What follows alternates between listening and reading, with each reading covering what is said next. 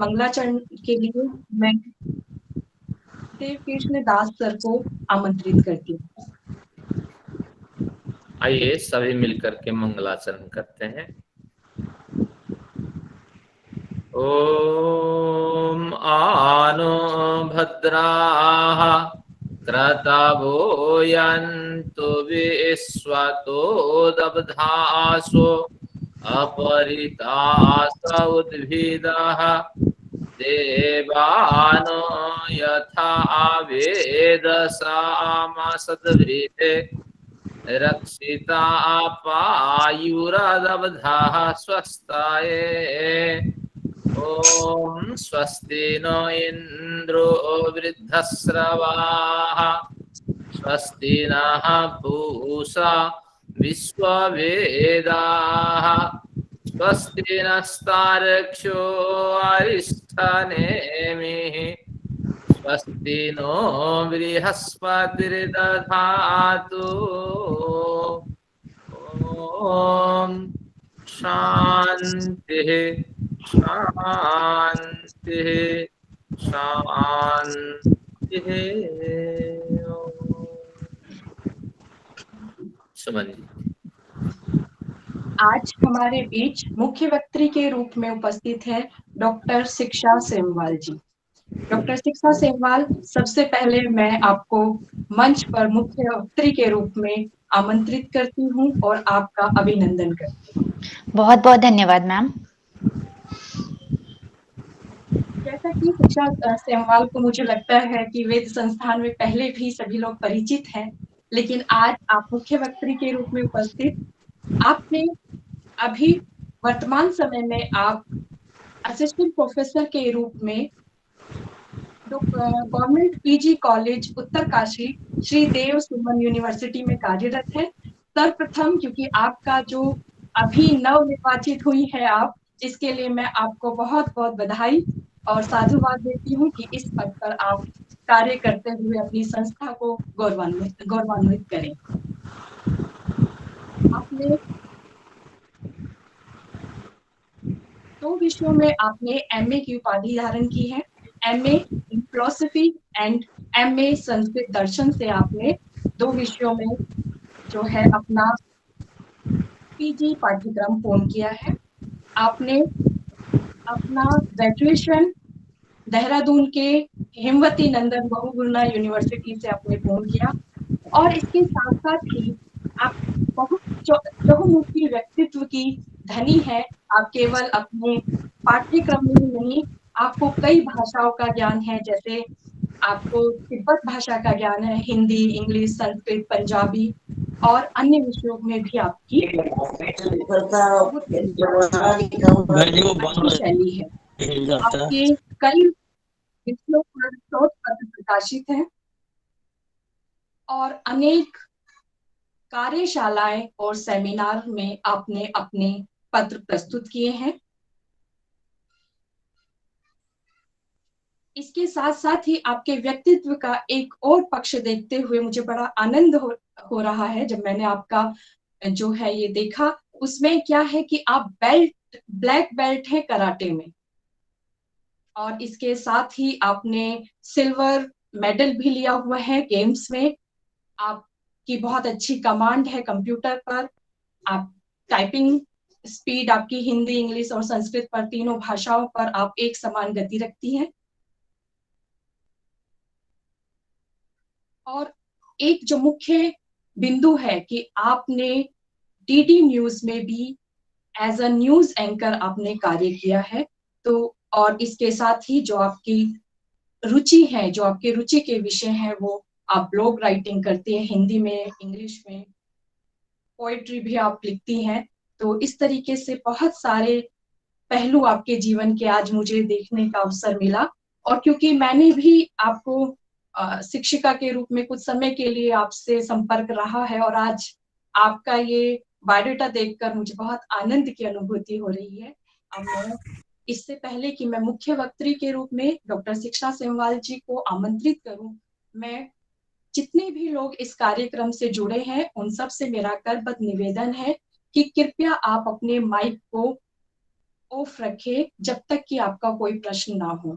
जब वक्ता बोल रहा हो उस समय आप अपने आप को अनम्यूट ना करें। यदि आपका कोई प्रश्न है तो आप चैट बॉक्स में अपने प्रश्न को टाइप करिए और जब वक्ता अपने आप अपनी बात को पूर्ण कर चुकी होंगी तो वह आपके प्रश्नों का उत्तर देंगी। आशा करती हूँ कि सभी इन सब बातों का ध्यान रखेंगे और आज के कार्यक्रम को ध्यान से सुनेंगे। अब मैं डॉक्टर शिक्षा सेमवाल जी को आमंत्रित करती हूँ, निवेदन करती हूँ कि वो आज का वक्तव्य प्रारंभ करें। बहुत बहुत धन्यवाद मैम। आपको मेरा प्रणाम, सभी गुरुजनों को मेरा प्रणाम। और जैसा कि मैम ने अभी मैंने बायोडेटा अपना भेजा था मैम को और मैम ने बताया कि 2 विषयों में, तो मैं थोड़ा सा करेक्शन कर दूं मैम। संस्कृत में ही मेरा मास्टर्स है और संस्कृत में मैंने भारतीय दर्शन को विषय के रूप में चुना है। तो मेरे शोध का विषय जो रहा है वो भारतीय दर्शन रहा है। तो मुझे लगा कि मुझे शुरुआत में ही ये चीज जी, तो सभी को सादर नमन। और सबसे पहले तो मैं वेद संस्थान का हृदय से आभार व्यक्त करती हूँ कि उन्होंने इस महत्वपूर्ण विषय पर व्याख्यान के लिए मुझे यहाँ पर आदेश दिया। वैसे मैंने जैसा कि अभी बताया, मैम ने भी बताया, मैं भारतीय दर्शन की छात्रा हूँ, लेकिन इस धर्मशास्त्र मेरा विषय नहीं था। लेकिन इस शोध पत्र को तैयार करने के लिए मैंने पहली बार स्मृतियों का इतनी गहराई से अध्ययन किया। और सबसे बड़ी बात जो है कि मेरी गुरुजन भी इस व्याख्यान माला से जुड़े हुए हैं। तो मुझे अभी ऐसा अनुभव हो रहा है कि जैसे आज मेरी परीक्षा हो। तो मैं प्रयास करूंगी कि इस परीक्षा में मैं पास हो सकूं। तो सबसे पहले शोध पत्र प्रस्तुत करने से पहले मैं कुछ बातें यहाँ पर स्पष्ट करना चाहती हूँ।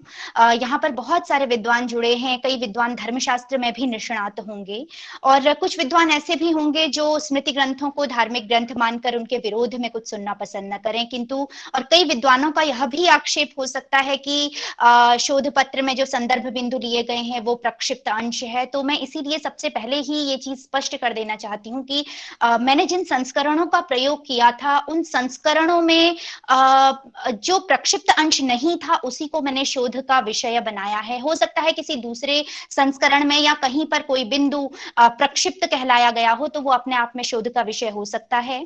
और मैंने यहाँ पर स्मृति ग्रंथ को किसी यहाँ पर मैंने धार्मिक ग्रंथ के रूप में नहीं देखा है, बल्कि तटस्थ भाव से तत्कालीन नीति नियामक ग्रंथों के रूप में मैंने उसको पढ़ने का प्रयास किया है।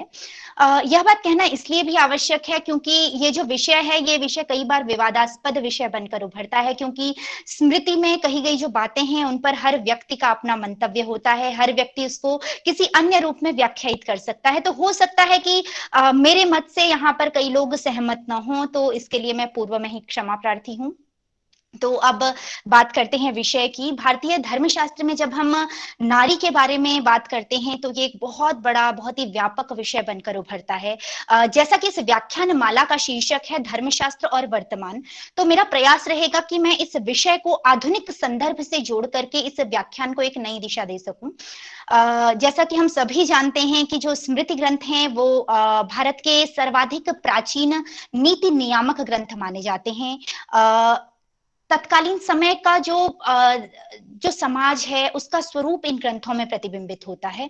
जहां एक और इसमें जो नीति नियंता हैं उनको राज्य के सम्यक संचालन हेतु निर्देश दिए गए हैं, वहीं दूसरी तरफ सामान्य जनमानस के लिए भी कुछ नियम बनाए गए हैं और इन्हीं नियमों के आधार पर हम तत्कालीन समाज की वास्तविक स्थिति से अवगत हो पाते हैं। तो वर्तमान समय में यदि भारत में हम इस तरह का ग्रंथ खोजें जो कि प्राचीन काल में हमें जो धर्मशास्त्र के ग्रंथ है उनके रूप में हमें दिखाई दे रहा था, तो वर्तमान में ऐसा ग्रंथ हमें मिलता है भारत का संविधान। यही संविधान है जिससे हमारा संपूर्ण लोकतंत्र वर्तमान में जो है संचालित हो रहा है।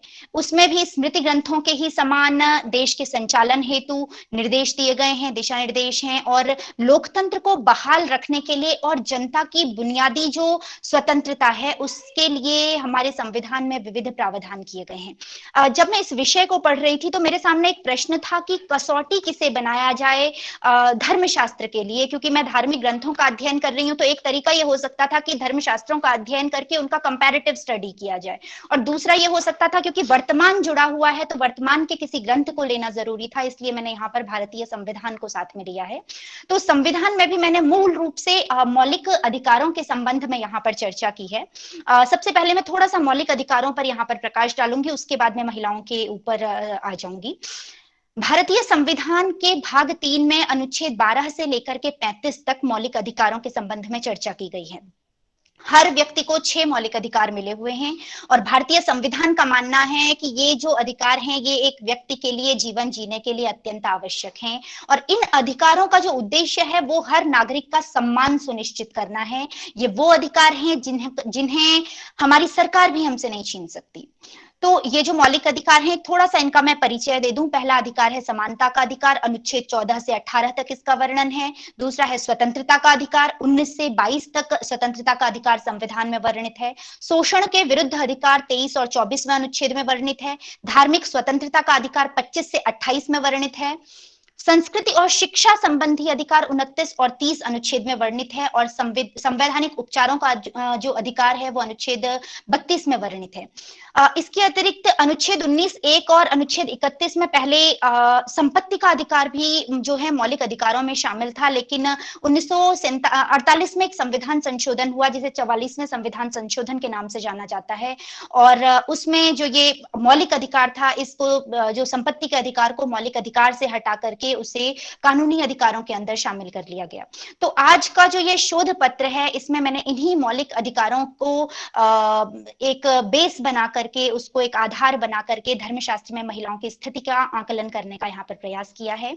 तो मुख्यतः मैंने 3 स्मृति ग्रंथों को लिया है। पहले जैसे कि चर्चा चल रही थी, दास सर बता रहे थे कि बहुत सारे स्मृति ग्रंथ हैं, तो इतने सारे स्मृति ग्रंथों को एक छोटे से शोध पत्र में समेट लेना संभव नहीं था, इसलिए मैंने 3 मुख्य रूप से 3 ग्रंथों को यहाँ पर आधार बनाया है। पहला है मनुस्मृति, दूसरी है याज्ञवल्क्य स्मृति, और तीसरा है कौटिल्य अर्थशास्त्र, और प्रयास किया है कि इनके छोटे से छोटे बिंदुओं को हम यहाँ पर डिस्कस कर सकें, उनके बारे में हम बात कर सकें। तो सर्वप्रथम बात करते हैं मनुस्मृति की। मनुस्मृति में अगर हम नारी के स्थिति का आकलन करें तो हम पाते हैं एक सामान्य रूप से मनुस्मृति महिलाओं की स्वतंत्रता के विरोध में बात करती है। मनुस्मृति स्पष्ट रूप से कहती है कि बाले पितुर्वशे तिष्ठेत पाणिग्राहस्य यौवने पुत्राणाम भर्तरि प्रेते न भजे स्त्री स्वतंत्रताम, यानी स्त्री बचपन में पिता के अधीन रहे, युवावस्था में पति के अधीन रहे, पति के दिवंगत होने पर पुत्रों के अधीन रहे, लेकिन स्त्री स्वतंत्रता का उपभोग न करे। स्त्री को पति, पिता और पुत्र के अधीन रहने की बात 9वें अध्याय में मनु पुनः दोहराते हैं और कहते हैं कि पिता रक्षति कौमारे, भर्ता रक्षति यौवने, रक्षन्ति स्थविरे पुत्राः न स्त्री स्वातंत्र्यम अर्हति, यानी स्त्रियों को स्वतंत्रता का अधिकार नहीं है। मनुस्मृति स्पष्ट रूप से कहती है कि स्त्री को कभी भी पिता, पति अथवा पुत्र से अपना वियोग नहीं चाहना चाहिए, क्योंकि इनमें से किसी के साथ भी न रहने वाली स्त्री पितृकुल तथा पतिकुल दोनों को निंदनीय बना सकती है। मनुस्मृति केवल बाह्य स्वतंत्रता से महिलाओं को वंचित नहीं करती दिखाई देती, बल्कि जो घर के भीतर की स्वतंत्रता की भी मनुस्मृति यहाँ पर पक्षधर हमें दिखाई नहीं देती। मनुस्मृति कहती है कि बाला स्त्री से अथवा युवती से अथवा वृद्धा से भी घर में भी कोई भी कार्य स्वतंत्रता पूर्वक नहीं करवाया जाना चाहिए। उनके अनुसार स्त्रियां अपने पुरुषों से दिन रात अस्वतंत्र बनाकर रक्षित की जानी चाहिए। अनुकूल विषयों में भी अधिक आसक्त स्त्रियां उन विषयों से हटाकर वश में की जानी चाहिए। मनु का मानना है कि स्त्रियों के जितने भी संस्कार हैं वो वेद मंत्रों से रहित होने चाहिए, और उनका मानना है कि जो एक जगह पर वो कहते हैं कि जो स्त्रियां हैं वो स्वभाव से ही व्यभिचारशील होती हैं, और इसका वर्णन हमें श्रुतियों में भी मिलता है। और भांति भांति के क्योंकि स्त्रियों में विकार हैं, तो इस कारण से पुरुषों को इनकी रक्षा के लिए सदैव प्रयत्नशील रहना चाहिए। बालिकाओं के बाल विवाह के संबंध में भी मनुस्मृति में हमें स्पष्ट निर्देश मिलता है। मनु कहते हैं कि 30 वर्षोद वहेत कन्याम हृद्याम 12 वार्षिकीम 63 वर्षोष्ट वर्षाम वा धर्मे सीदति सत्वरः, अर्थात 30 वर्ष का वर 12 वर्ष की कन्या से विवाह करे, अथवा गृहस्थ धर्म को यदि शीघ्रता से प्रारंभ करना है तो 24 वर्ष का जो वर है वो 8 वर्ष की कन्या से विवाह कर सकता है। और एक जगह पर वर्णन है जहां पर नव विवाहित जो छोटी वधुएं हैं उनको घर में अतिथियों से पूर्व भोजन करवाने का मनोविधान करते हैं, जिससे स्पष्ट है कि तत्कालीन समय में जो बालिकाएं थी उनका बचपन में ही विवाह जो था हो जाता था या उसका निर्देश दिया गया था। विवाह के संदर्भ में ही एक स्थल पर मनु कहते हैं कि यत्र नार्यस्तु पूज्यते रमन्ते तत्र देवता, अर्थात जहां पर नारियों की पूजा होती है वहां देवता निवास करते हैं, तथा जहां वे पूजित नहीं होती वहां सभी क्रियाएं निष्फल होती हैं। जिस घर में पुत्री बहन और पुत्र वधु शोक से ग्रस्त होती हैं वो घर शीघ्र नष्ट हो जाता है, ऐसा मनु ने एक स्थल पर कहा है। उसके बाद कुछ जगहों पर मनुस्मृति स्त्रियों को वस्त्र आभूषण आदि से सुशोभित रहने की भी बात करते हैं, और वो कहते हैं कि स्त्रियों को हमेशा वस्त्र आभूषण आदि से सुशोभित रहना चाहिए, क्योंकि यदि स्त्री वस्त्र आभूषण से सुशोभित नहीं होगी तो वो पुरुष को हर्षित नहीं कर सकेगी और प्रजनन का कार्य प्रवृत्त नहीं होगा। उनका मानना है कि प्रजनार्थम ही स्त्रियः सृष्टाः, यानी स्त्रियां प्रजनन के लिए बनाई गई हैं। वे आगे कहते हैं कि पिता या पिता की अनुमति से बड़ा भाई जिस किसी को भी कन्या को दे दे, कन्या को जीते जी उस पति की सेवा करनी चाहिए। पति के दिवंगत होने के बावजूद भी कन्या को उसका लंघन नहीं करना चाहिए, ऐसा कोई कार्य नहीं करना चाहिए जो कि पति को अप्रिय लगता हो। स्त्री का क्योंकि पति के बिना न यज्ञ होता है, न व्रत होता है और न ही उपवास होता है। एक जगह पर तो ये वर्णन भी मुझे मिला कि जो स्त्री अपने गुणों के दर्प में पति का उल्लंघन करे, राजा को चाहिए कि ऐसी स्त्री को बहुत से लोगों के बीच कुत्तों से कटवाए। लेकिन कई विद्वानों का मानना है कि ये जो ये श्लोक है वो प्रक्षिप्त श्लोक है, बाद में जोड़ा गया है, तो मैं इस पर कोई टिप्पणी नहीं करना चाहूंगी क्योंकि किसी दूसरे संस्करण में ये प्रक्षिप्त है, लेकिन जो संस्करण मेरे पास था उसमें ये जो श्लोक है ये प्रक्षिप्त नहीं था, तो इसलिए मैंने इसको शोध पत्र में स्थान दिया था। मनु जो है स्पष्ट रूप से विधवा पुनर्विवाह का भी निषेध करते हैं। वे कहते हैं कि पति के दिवंगत होने पर सती स्त्री फूल मूल फल इत्यादि का आहार करती हुई चाहे शरीर का त्याग कर दे परंतु दूसरे पुरुष का नाम भी न ले। मनु का मानना है कि पति की मृत्यु के अनंतर जो स्त्री है उसको मृत्यु पर्यंत क्षमाशील तथा ब्रह्मचर्य में स्थित होकर रहना चाहिए। जो स्त्री पति की मृत्यु के अनंतर पति का लंघन करती है वो इस लोक में निंदा पाती है। मनु स्पष्ट रूप से कहते हैं कि न द्वितीयश्च साध्वीनाम क्वचित भर्तोपदिश्यते, यानी साध्वी स्त्रियों का दूसरा जो पति है वो किसी भी शास्त्र में विहित नहीं है। मनु का मानना है कि चाहे पति जाति विद्या धन अथवा चरित्र से ही निकृष्ट क्यों न हो, महिला को उसी पति के पास रहना चाहिए, अन्यथा वह परपूर्वा कहलाएगी तथा लोक में निंदित होगी। यदि कोई स्त्री दूसरा विवाह कर लेती है तो ऐसी स्त्री के पति को मनु देव कार्य और पितृ कार्य में वर्जनीय बतलाते हैं। मनु ऐसी स्त्री को केवल इस लोक में निंदित नहीं मानते बल्कि उनका मानना है कि ऐसी स्त्री अगले जन्म में सियार योनि में जन्म लेती है और कुष्ठ आदि रोगों से पीड़ित होती है। उनका मानना है कि बेचने से भी और त्याग देने से भी महिला जो है स्त्री है उसका पत्नीत्व संबंध से वो मुक्त नहीं होती।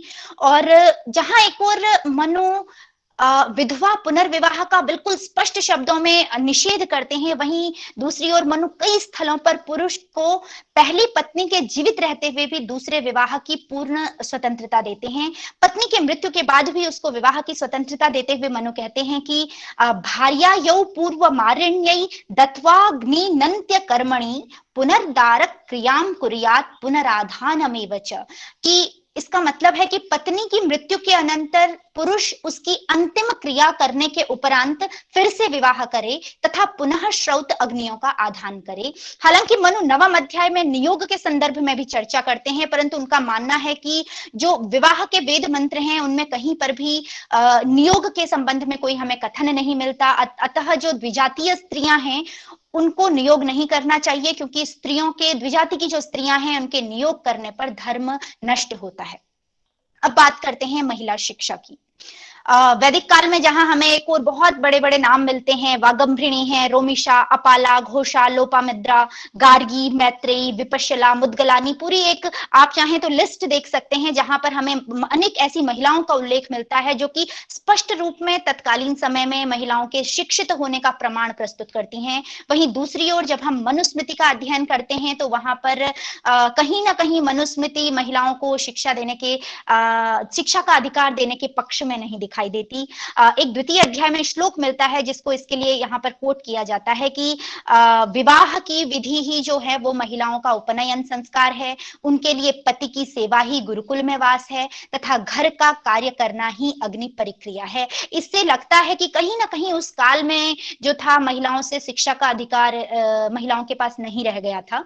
और केवल शिक्षा का अधिकार ही नहीं बल्कि कहीं ना कहीं महिलाओं के लिए किसी रोजगार की भी व्यवस्था हमें वहां पर दिखाई नहीं देती मनुस्मृति में। एक स्थल पर मनु कहते हैं कि अर्थस्य संग्रहे चैनाम व्यये चैव नियोजयेत शौचे धर्मेन्न पक्त्याम च पाणिग्राहस्य वेक्षणे।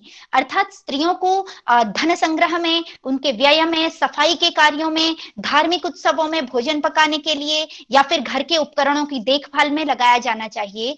और जो महिलाएं हैं, जो स्त्रियां हैं, उनको घर के कार्यों में ही उद्यमशील रहना चाहिए, घर के जो उपकरण हैं उनको स्वच्छ रखने वाली होना चाहिए।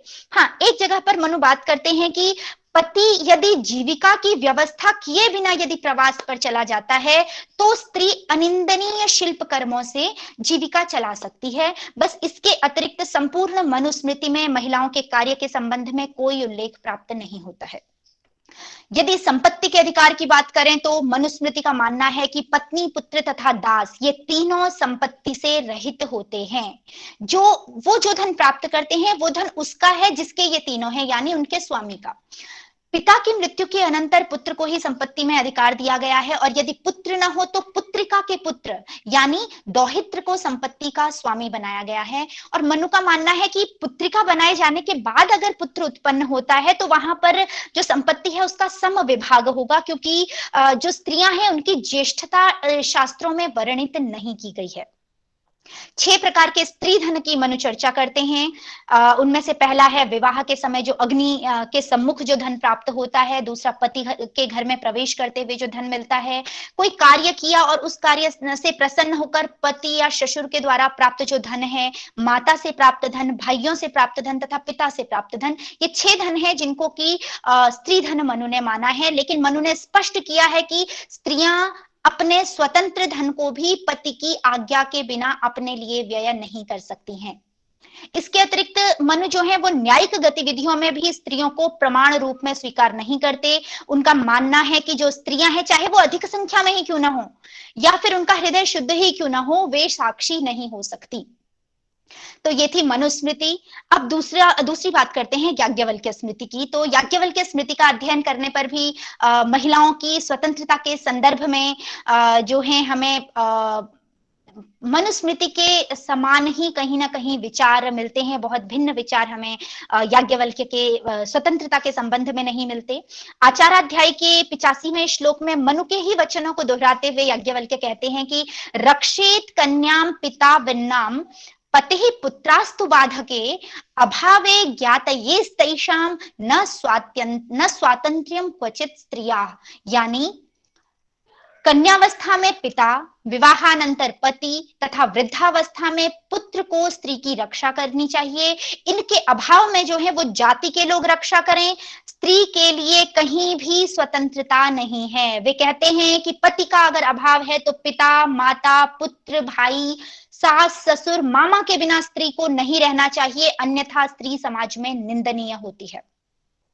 पति के घर से बाहर जाने पर याज्ञवल्क्य स्त्री को क्रीड़ा करने का निषेध करते हैं। वो बोलते हैं क्रीड़ा नहीं करनी चाहिए, श्रृंगार नहीं करना चाहिए, जन समूह में उसको सम्मिलित नहीं होना चाहिए, विवाह आदि जो कार्यक्रम है उनमें सम्मिलित नहीं होना चाहिए, उत्सवों के दर्शन नहीं करने चाहिए और किसी के भी घर पर न जाने का निर्देश याज्ञवल्क्य स्पष्ट रूप से कहते हैं।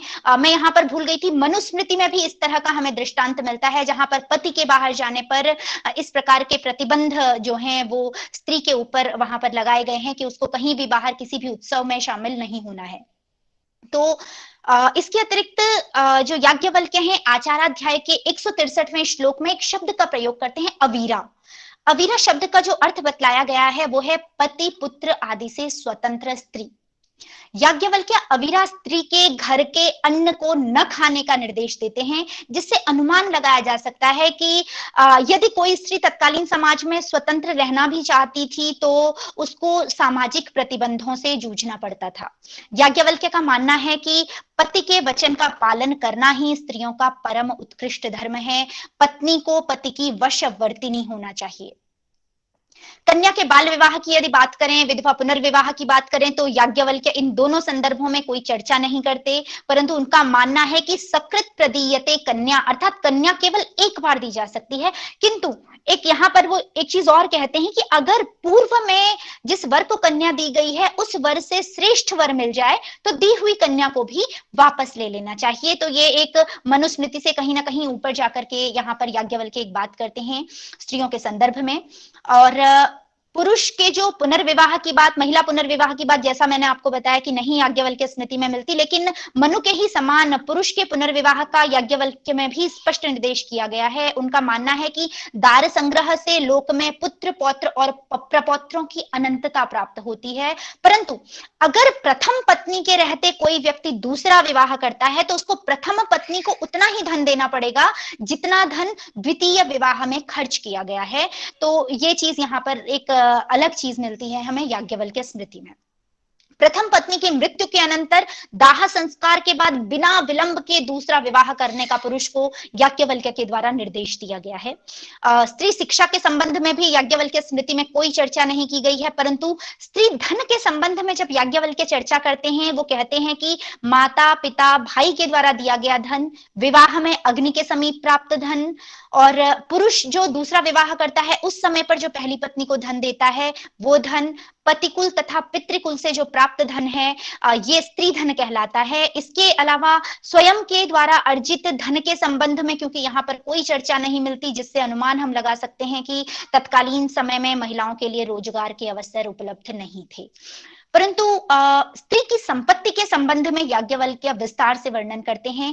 व्यवहाराध्याय में वे 25वें श्लोक में कहते हैं कि स्त्री का जो धन है वो भी स्वामी के अधिकार से रहित नहीं होता, लेकिन याज्ञवल्क्य संपत्ति के विभाजन में पुत्रों के साथ ही उन पत्नियों को भी संपत्ति में समान भाग देने की बात करते हैं जिनको पूर्व में पति अथवा श्वशुर के द्वारा स्त्री धन नहीं मिला है।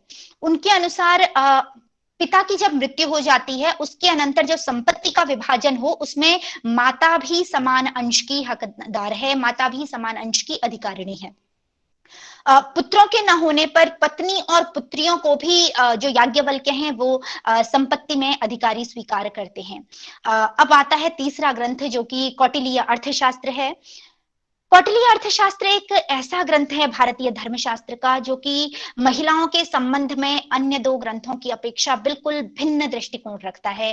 कौटिल्य अर्थशास्त्र में कहीं पर भी महिलाओं को किसी के अधीन रहने का निर्देश नहीं दिया गया है। कौटिल्य स्पष्ट रूप से महिलाओं की स्वतंत्रता के पक्षधर दिखाई देते हैं और कई जगह पर अगर आप कौटिल्य अर्थशास्त्र पढ़ेंगे तो आपको स्वतंत्र स्त्री के संबंध में चर्चा मिलेगी। वो कहीं पर भी बाल विवाह का उल्लेख नहीं करते, परंतु 12 वर्ष की कन्या तथा 16 वर्ष के बालक को वो कानूनन बालिग घोषित करते हैं। उनका मानना है कि अगर इस उम्र के बाद वे किसी भी कार्य में किसी भी नियम का उल्लंघन करते हैं तो क्रमशः 12पण और 16पण उन्हें दंड दिया जाएगा। ये दंड का विधान किया गया है कौटिल्य के द्वारा।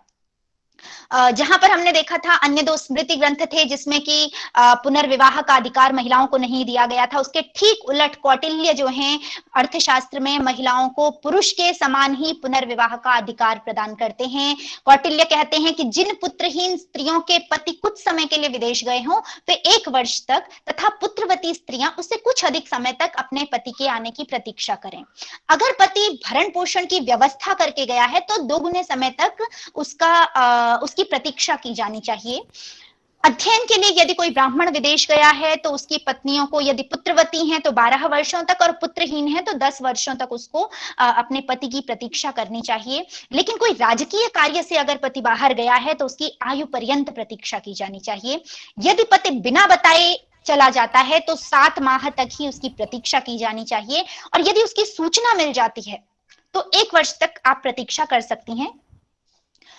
5, अगर पति बताकर विदेश जा रहा है और उसके बाद उसकी कोई सूचना नहीं मिलती तो 5 मास तक प्रतीक्षा करने का निर्देश है, और सूचना मिलने के अनंतर 10 माह तक उसकी प्रतीक्षा की जानी चाहिए। इन सभी अवस्थाओं में कौटिल्य कहते हैं कि स्त्री धर्माधिकारी से अनुमति लेकर दूसरा विवाह कर सकती है।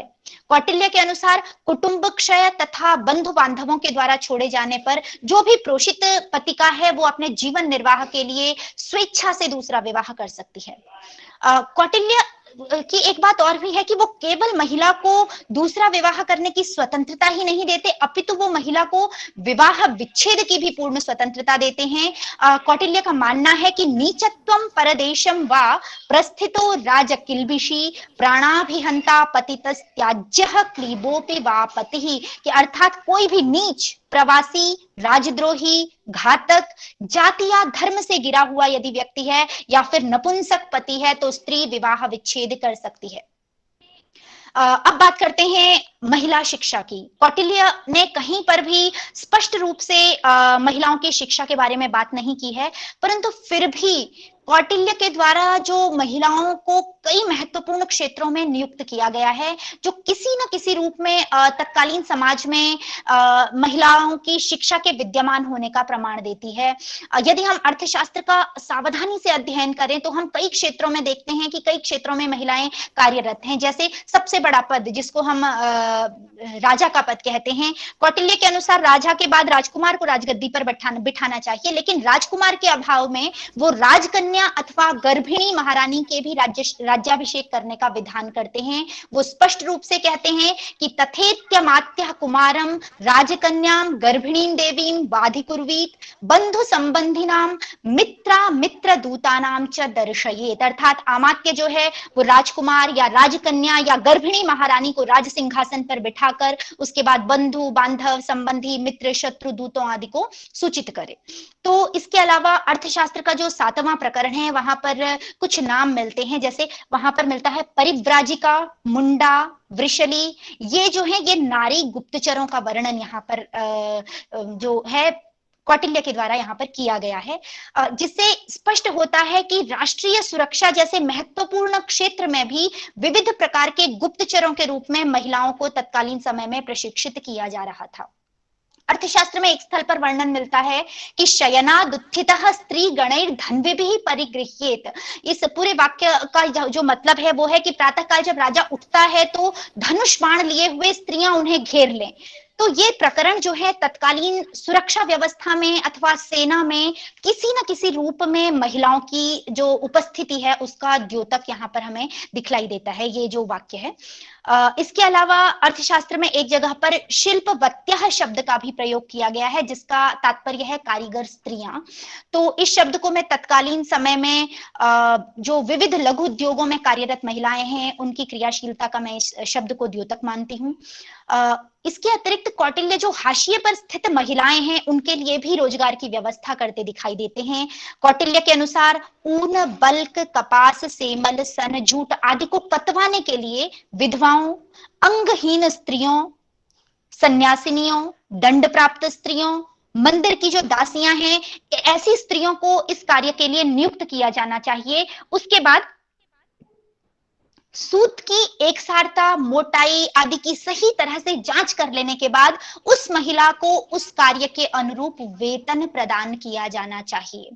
और त्योहार जब होते हैं तो त्योहारों के समय में उन्हें विशेष भोजन तथा सम्मान देकर कार्य करवाने का विधान जो है कौटिल्य करते हैं, लेकिन साथ ही कहते हैं कि अगर निर्धारित मात्रा से कम मात्रा में सूत काटा जाए तो उसी के अनुसार उनका वेतन भी काटा जाना चाहिए।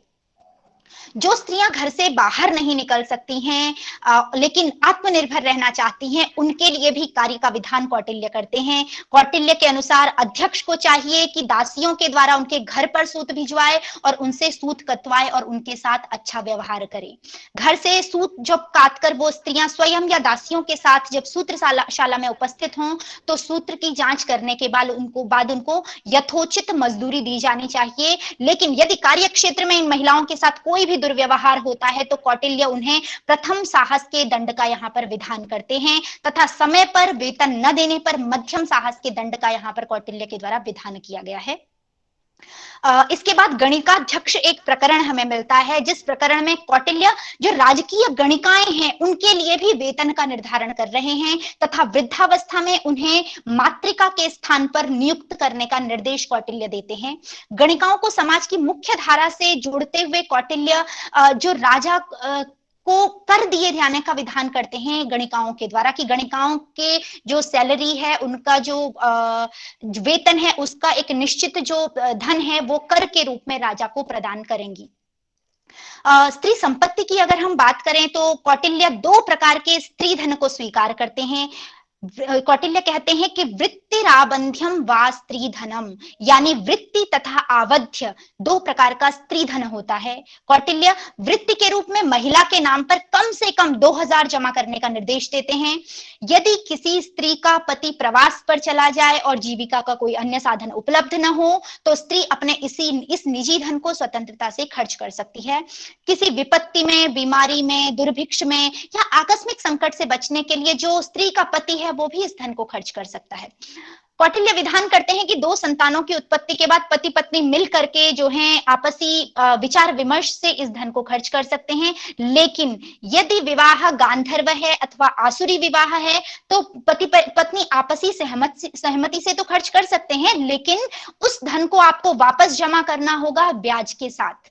लेकिन अगर विवाह जो है वो राक्षसी विवाह हुआ है या पैशाची विवाह हुआ है तो आपसी सहमति से इस धन को खर्च नहीं किया जा सकता। यदि इस धन को ऐसे खर्च किया जाता है तो कौटिल्य चोरी के दंड का प्रावधान करते हैं, क्योंकि उनका मानना है कि ये धन जो है स्त्री धन आपातकाल के लिए है, स्त्री के आपातकाल के लिए इस धन को संरक्षित किया गया है। न्याय संबंधी विधियों में जहां हमने देखा था कि ऊपर की जो 2 स्मृतियां थी वो स्त्री के साक्षित्व को स्वीकार नहीं करती, लेकिन कौटिल्य यहाँ पर बिल्कुल एक अलग यहाँ पर अप्रोच रखते हैं। कौटिल्य कहते हैं कि महिलाओं के साक्षित्व को वो पूर्ण रूपेण यहाँ पर स्वीकार करते हैं। वो दोनों स्मृतियों के समान साक्षित्व को नकारते नहीं है, अपितु घर के भीतर या फिर दाय भाग में, अमानत रखने पर, धरोहर में अथवा विवाह संबंधी किसी भी व्यवहार में वो स्त्री को साक्षी के रूप में स्वीकार करते हैं। तो ये थी कौटिल्य अर्थशास्त्र। आपको याद होगा मैंने शोध पत्र के प्रारंभ में भारतीय संविधान में वर्णित मौलिक अधिकारों की चर्चा की थी, और यदि हम वर्तमान संविधान में जो ये अधिकार दिए गए हैं, इन अधिकारों से इन तीनों स्मृतियों की तुलना करें तो हम पाते हैं कि मनुस्मृति भले ही कहती हो कि यत्र नार्यस्तु पूज्यते रमन्ते तत्र देवता, परंतु सावधानी से अध्ययन करने पर मनुस्मृति का जो ये वाक्य है ये केवल एक अर्थवाद मात्र प्रतीत होता है। महिलाओं को किसी भी प्रकार के मौलिक अधिकार जो है वो मनु यहाँ पर प्रदान नहीं करते दिखलाई देते, जो कि वर्तमान समय में माना जाता है कि जीवन जीने के लिए आवश्यक हैं।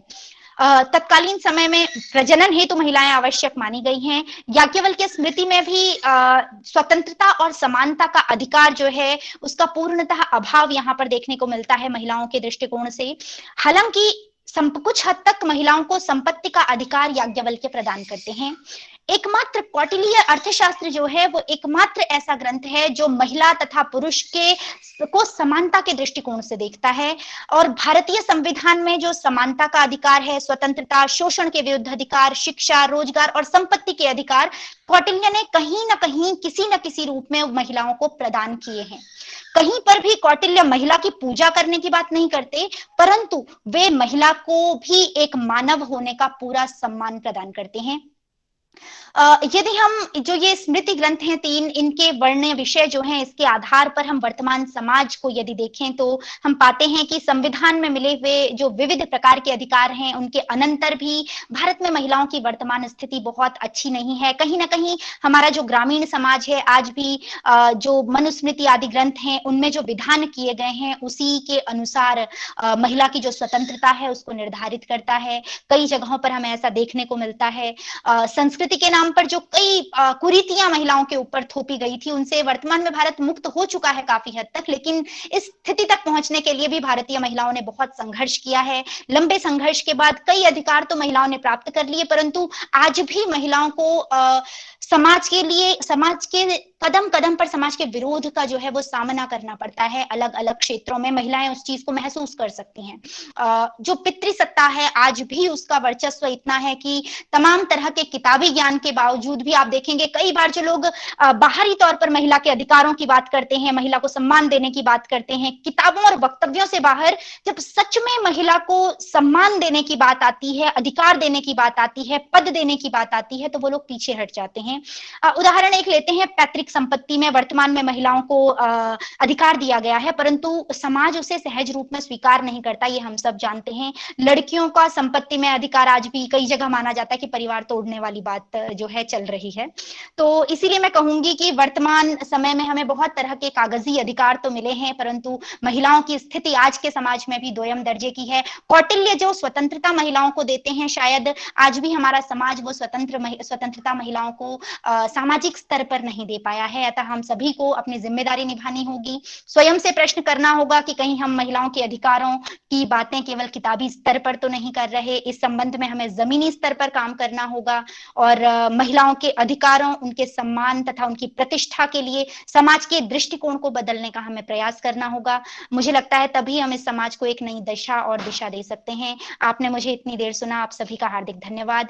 और कोई प्रश्न हो तो आप लोग पूछ सकते हैं। बहुत बहुत धन्यवाद। बहुत बहुत धन्यवाद डॉक्टर शिक्षा सेमवाल जी।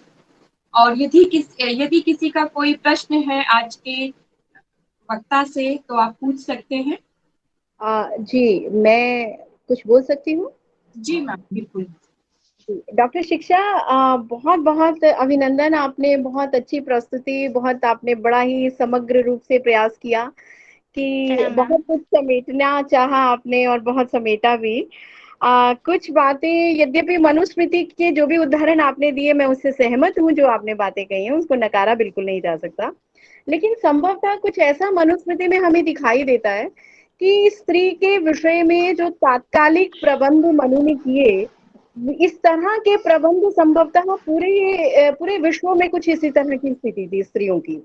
क्योंकि एक जब हम सोशियोलॉजी, मॉडर्न सोशियोलॉजी को जब हम पढ़ते हैं तो उसमें हम उस काल के, जब हम अन्य देशों में स्थितियां देखते हैं तो बहुत इससे भी ज्यादा भयंकर हमें दिखाई देती हैं। कुछ ऐसे हमें उदाहरण मिलते हैं। परंतु इसके साथ साथ जो न्यायिक व्यवस्था में आपने कहा था, मैं बहुत छोटे में बात करूंगी, एक तो स्त्री नाम स्त्री कुर्मी ऐसा करके भी मनुस्मृति में है, जहाँ पे कि जिसको हम सिविल केसेस कहते हैं कोर्ट में, उनमें अधिकार दिया है स्त्रियों को। बहुत छोटे में बस एक सूचना थी ये कि वहां अधिकार न्यायिक प्रक्रिया में दिया गया है। आगे जाकर नारद स्मृति और बृहस्पति ने और कात्यायन ने तो उन जो उसके स्त्री धन जो उसके पास था, उसकी इच्छा से उसको अधिकार भी दे दिए, यानी उस धन को वो स्पेंड कर सके, उसका खर्चा कर सके, व्यय कर सके। ऐसा नारद स्मृति में स्पष्ट है कि व्यय च, यानी कि व्यय करने में भी उसका अधिकार है। उसमें एक जो सबसे बड़ा अधिकार ये था कि स्त्री धन में भी कि उसको जो इमूवेबल प्रॉपर्टी थी उसमें उसको अधिकार नहीं था, मूवेबल प्रॉपर्टी में उसका अधिकार था, जो कि कात्यायन आगे जाके स्थावरे च कह के उसको अधिकार देते हैं कि नहीं, इमूवेबल प्रॉपर्टी में भी उसको अधिकार, यानी कि धन, ये जमीन, मकान इत्यादि में उसको अधिकार नहीं थे। उसके बहुत से कारण हैं जिनका हम बहुत ज्यादा सोशियो रिलीजियस एनालिसिस कर सकते हैं। अच्छा, आगे जाके एक बात ये मैं कहना चाह रही थी कि स्त्री विषय को लेकर एक बहुत बड़ी चर्चा चलती रहती है कि स्त्री की स्वतंत्रता या उसके, ये वर्तमान काल में भी जो आपने बिंदु उठाया ना, उसकी सबसे बड़ी विडंबना ये है कि हम बहुत शिक्षित परिवारों में भी देखते हैं कि स्त्री को, यानी अपनी बेटियों को, यहाँ तक कि अगर मातृ संपत्ति भी हो वो भी उसकी बेटी को देने का, अगर वो इमूवेबल प्रॉपर्टी है तो देने में हिचकते हैं। उसका कार्य एक सबसे बड़ा है कि जो इमूवेबल प्रॉपर्टी, चाहे वो जमीन हो, मकान हो, जायदाद हो, उनका रख रखाव, उनका लेन देन के लिए स्त्रियों को शिक्षित नहीं किया जाता। बट ये रिसेंटली मैंने एक बड़ा एग्जाम्पल मैं आपको दूंगी कि एक मदर है, उसकी 4 बेटियां हैं, उन्होंने चारों बेटियों को अपने बुलाकर उनको एजुकेट करवाया, 2 महीने की ट्रेनिंग करवाई पटवारी को बुलाकर कि जमीन का बंटवारा कैसे होता है, कैसे नपाई होती है, ये सब, मतलब उनको एजुकेट किया ही नहीं जाता। बिल्कुल मैम। सो वो एक एम्प्रीहेंशन रहता है कि ये लड़कियां हैंडल कर भी पाएंगी कि नहीं उस तरह की जायदाद को। तो ये एक बहुत सी आज के वर्तमान काल में शिक्षित लोगों को भी ये समझना है कि जिस तरह की शिक्षा ट्रेनिंग लड़कों को दी जाती है, उसी तरह की ट्रेनिंग जो है वो लड़कियों को दी जाए, तो संभवतः अधिकार उसको भी प्राप्त होने होंगे। यही संभवतः पीछे भी बहुत कारण रहे होंगे स्मृति काल में भी। बहुत बहुत धन्यवाद मैम, प्रणाम मैम। मैंने जैसा कि पहले ही बताया था कि मैंने प्रथम बार इतनी गहराई से स्मृति ग्रंथों का अध्ययन किया है, तो हो सकता है कुछ बातें यहाँ पर रह गई हों, और इसीलिए मैंने संपत्ति के अधिकार की बात की थी कि वर्तमान में भी हमारा समाज उस चीज को स्वीकार कहीं ना कहीं नहीं कर पाया है। यदि हम ग्राउंड लेवल की बात करें तो भले ही कागजी स्तर पर हमें अधिकार दिए गए हैं महिलाओं को संपत्ति में। जी जी बिल्कुल। धन्यवाद। मैं एक प्रश्न पूछना चाह रही हूँ शिक्षा जी। जी मैम बताइए। मैं डॉक्टर अनुराधा आनंद बोल रही हूँ। जी मैम। आपने मनुस्मृति में से कौन से आपने श्लोक छांटे हैं, या तो सारे ही प्रक्षिप्त उठा लिए हैं आपने? मेरे पास पूरा मनुस्मृति का आया हुआ है लिटरेचर इस तरह का, जिसमें की सारी पॉजिटिव बातें, इस तरह की आपकी एक भी नेगेटिव बात उसमें नहीं है। और ये मैं आपको मनुस्मृति का मैं आपको मेरी पूरी बात सुन। तो ये जो लगता है आपने सारे के सारे प्रक्षिप्त उठा लिए हैं। और मनुस्मृति का सबसे पहला मुझे श्लोक याद नहीं है क्योंकि मैं इतनी वो नहीं हूँ मुझे, लेकिन मैं ले सकती हूँ, लिटरेचर सारा आपको भेजते हैं मेरे पास। उसमें मनुस्मृति का ही श्लोक है जिसमें पैतृक संपत्ति में पुत्र और पिता पुत्री का समान अधिकार है, और आप तो बिल्कुल ही उल्टा बता रही हैं कि ऐसा कोई अधिकार ही नहीं है। मैम मेरे सामने मनुस्मृति ये रखी है जिसका मैंने अध्ययन किया है। मैं आपको ग्रंथ भी बता दूं, शिवराज आचार्य कौंडिन्यायन जिन्होंने ये लिखा है, आप इसको ले सकती हैं। मैंने इसीलिए बोला था कि मेरे पास जो ग्रंथ है उसमें जो श्लोक प्रक्षिप्त नहीं है मैंने केवल उनका प्रयोग किया है। मुझे नहीं पता कि आपके पास कौन सा क्रिटिकल एडिशन है मनुस्मृति का, मैं जरूर उसका अध्ययन करना चाहूंगी। और पुनः मैं एक जी मैम डॉक्टर सुरेंद्र कुमार जी की ना ही मैंने कोई अध्ययन किया है, लेकिन हेलो भाई बीच में एक सेकंड मैं बात करूं। मैं ये कह रही हूँ कि मेरे पास ना तो कोई ग्रंथ है और ना मैंने मनुस्मृति का अध्ययन किया है, और चीजों का अध्ययन किया है, मनुस्मृति का ना ग्रंथ है ना अध्ययन किया। लेकिन बहुत से लोग हैं जो रिसर्च कर रहे हैं, डॉक्टर विवेक आर्य हैं और भी बहुत लोग हैं, और उनके रोज मैसेज मतलब आते रहते हैं, और जो भी विवेक मनुस्मृति में जो भी आता है स्त्रियों के अगेंस्ट है या जो भी कुछ है उस पर वो पूरा लेख लिख करके हमेशा उस पर भेजते हैं अपने पेज पर। वो मैं हमेशा मुझे लगता है कि आप एक बार मनुस्मृति का जो ओरिजिनल है उसका अध्ययन एक बार आप जरूर कीजिएगा, तो मुझे लगता है कि संभवतः आपको भी कुछ ऐसे, हाँ मैं आपको बता सकती हूँ, मैं आपको अपना शोध पत्र मैं आपको भेज दूंगी, और उस शोध पत्र में नीचे मैंने सभी रेफरेंसेस दिए हुए हैं। मुझे आपका नहीं चाहिए, मुझे ये बातें नहीं सुननी है, और मुझे वो नेगेटिव बातें नहीं सुननी, सीधी सी बात है। क्योंकि मैं आपको लेकिन वो भेज सकती हूँ जो डॉक्टर विवेक के बारे में पॉजिटिव चीजें भेजते हैं, वो आप पढ़ो कि आप कैसे। जी बिल्कुल बिल्कुल, मैं तो मैम पढ़ सकती हूँ, मुझे पढ़ने में कोई समस्या नहीं है। मैंने इसीलिए आपको बताया मैंने सेकेंडरी सोर्सेज का प्रयोग नहीं किया है, और मुझे लगता है कि यहाँ पर पंकजा मैम जुड़ी हुई हैं, वो ज्यादा वो धर्मशास्त्र की ही यात्री हैं, और मुझसे ज्यादा जो है मीना मैम यहाँ पर जुड़ी हुई हैं, और भी रुस्तगी मैम यहाँ पर जुड़ी हुई हैं, तो वो धर्मशास्त्र की बहुत बड़ी विद्वान विदुषी हैं, और मुझे लगता है कि मुझसे बेहतर इस विषय पर वो प्रकाश डाल सकती हैं। तो मैम प्लीज जी अनुराधा आता है। हरिओम अनुराधा मैम, तो आप कह रहे हैं इसी संदर्भ में ये श्लोक आपका है, और मुझे लगता है वक्ता का अपना दृष्टिकोण है, डॉक्टर सुरेंद्र कुमार जी की बाकी जो भी आपकी जिज्ञासाएं हैं यहाँ गुरुजन उपस्थित है, वो बाद में भी जिज्ञासाओं को लिया जा सकता है। अभी यदि किसी का आगे कोई प्रश्न है तो आप लीजिए। Suman just a minute, doctor mister T R. Rustagi sir जो है उन्होंने बहुत पहले से अपना हैंड रेज किया हुआ है, शायद आपका ध्यान नहीं गया, वो उनको प्लीज बोलने के लिए कह दीजिए जरा। जी मैम, मैं कुछ कह सकती हूँ इसमें। हरिओम, मैं शिक्षा संभाल से बात करना चाह रहा था। मैं पंडित हरिहर शास्त्री जी सर। बोलना चाह रहा हूँ आपसे निवेदन, बहुत सुंदर आपने मनुस्मृति का व्याख्यान किया। मनुस्मृति बहुत पुरानी संस्कार को लेकर के बहुत चलती है और उसमें कई चीजें मनुस्मृति, अब आपने नाम ही लिया, डॉक्टर उर्मिला रस्तोगी जी ने जो लिखा है और कुछ संशोधन करके उन्होंने लिखा है। उस प्राचीन पद्धति में जो पुरानी मनुस्मृति है उसमें जो आपने बहुत सुंदर विवेचन किया वो ऐसा है, पर युग अनुसार सभी चीज लागू नहीं हो सकते। बिल्कुल सर। और याज्ञवल्क्य स्मृति में जो आपने बताया बहुत सुंदर बताया, वो भी इस युग के लिए पूर्णतया अनुकूलात्मक नहीं है। कौटिल्य शास्त्र वास्तव में कौटिल्य ही है, आधुनिक युग के लिए युग प्रयुक्त किया गया है। बहुत सुंदर, बहुत आनंद और बहुत समझदारी से लेने का है। इस विषय को कई लोग अपनी अपनी समझ से अपनी अपनी मनुष्य क्या करने लगा, अपनी गलती अपनी भूल को शिक्षा को दोष न दें। वहाँ तो ऋषियों ने अपने मतों को रख दिया और उसके अनुसार ही हमारे धर्म नियम कानून आज भी भारतवर्ष नेपाल में और जितने भी हमारे एशिया महादेश में कानून बने हुए हैं उन्हीं के अंतर्गत लगभग संशोधित हैं, उन्हीं से रिलेटेड हैं। तो इसीलिए जो है इस विषय में बहुत सुंदर आपका आख्यान व्याख्यान रहा, बहुत आनंद आया। भगवान ने चाहा तो कभी आपसे मिल करके बात करने की प्रयास करूंगा। और बहुत बहुत धन्यवाद सर। मेरा नंबर आप नोट कर लें, डॉक्टर उर्मिला रस्तोगी जी के पास भी है, मैं भी दे सकता हूँ, और आप अपना नंबर भी मेरे को दे दें। बहुत बहुत सुंदर, बहुत बहुत धन्यवाद आपको। जय श्री कृष्ण। बहुत बहुत धन्यवाद सर।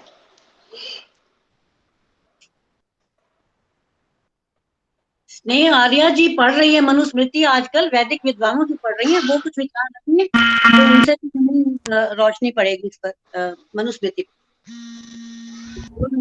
आर्या जी आप बोलिए। स्नेह आर्या जी कहाँ गई, वो बोल रही थी। क्या मैं इस विषय में डॉक्टर निरंदा आपसे मैं कुछ कहना चाहूंगी।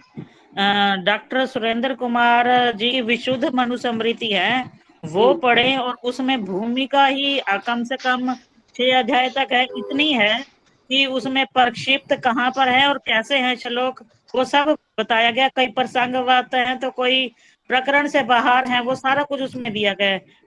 मैं दूसरी बार पढ़ रही हूँ विशुद्ध मनुस्मृति। इस समय हमारा 5वां अध्याय चल रहा है। जैसे आपने ये बताया कि नारी का सम्मान के लिए मनु जी ने किया, ये बिल्कुल 100% सही है। सिर्फ शारीरिक दृष्टि से ही तो थोड़ा सा अंतर है पुरुष और स्त्री में।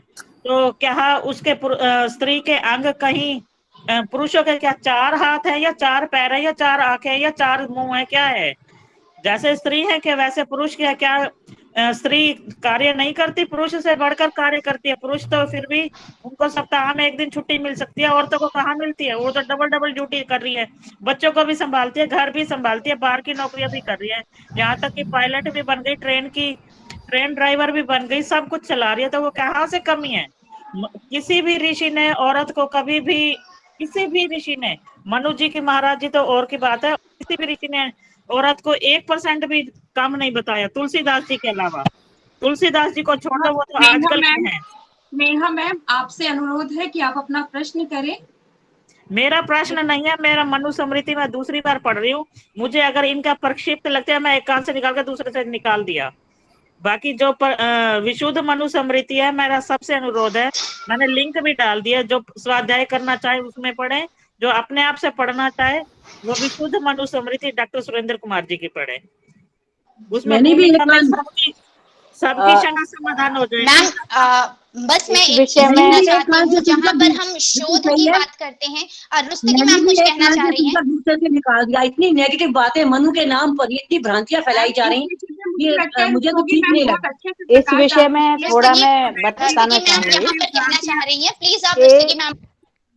जो मनु जो है वो नेहा जी जिस समय के हैं निकल जाएंगी, भूमिका में ही सारी भ्रांतियां खत्म हो जाएंगी। अगर आप भूमिका पढ़े तो आप अगर दूसरे इधर उधर के ग्रंथ पढ़ोगे, आप तुलसीदास जी को पढ़ो, उसके लिखे ग्रंथ पढ़ोगे तो नेगेटिव तो आएंगे ही आप दिमाग में बातें।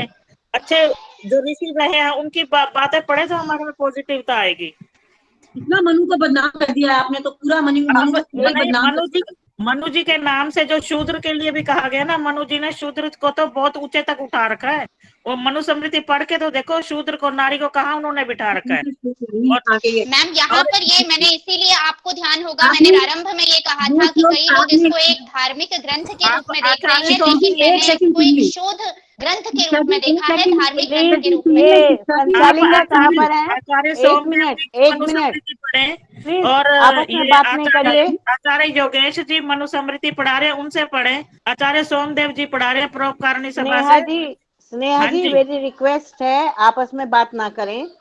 जो संचालिका कह रही है उसके हिसाब से चलें, अनुशासन बना के रखना है। आप मनु को यहाँ ला रहे हैं, ठीक है, डिस्कस करिए, पर अनुशासित ढंग से हमारा बहन जी।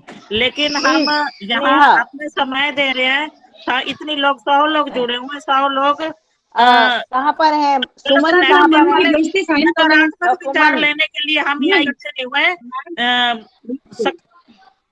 सकारात्मक विचार लेना चाहेंगे और मन की जो सही है उसी को विचार लेना चाहेंगे। मैंने मनु का इतना नेगेटिव प्रेजेंट कर दिया, 100 लोगों के सामने मनु को बदनाम करके रख दिया। कार्यक्रम का लाभ क्या हुआ? ये तो हानि हुई है कार्यक्रम से। कार्यक्रम का लाभ तो नहीं दिख रहा हमें। प्लीज आप लोग ऐसे ना बोले। मुझे लगता है यहाँ पर रुस्तगी मैम कुछ बोलना चाह रही हैं मनुस्मृति पर, उनसे बेहतर कोई कुछ नहीं बता सकता, क्योंकि रुस्तगी मैम का संपूर्ण कार्य मनुस्मृति पर है। तो कृपया आप अगर मुझे नहीं सुनना चाहते तो आप रुस्तगी मैम को सुन लीजिए। नेहा जी और अनुराधा, नहीं आप अच्छा बोल रहे हैं, आप ही बोलिए। शांत रहिए। नहीं, अच्छा बोलने ये जो बात है, पहली बात तो है कि डॉक्टर शिक्षा सेमवाल जो है, ऋषि को बदनाम एक मिनट अच्छा बोल रहे हैं, उसमें जो विचार है उसको ध्यान दो ना, कि ध्यान। हाँ, उन्होंने स्वाध्याय किया, लेकिन वो उनका स्वाध्याय तो देखो कहाँ हुआ।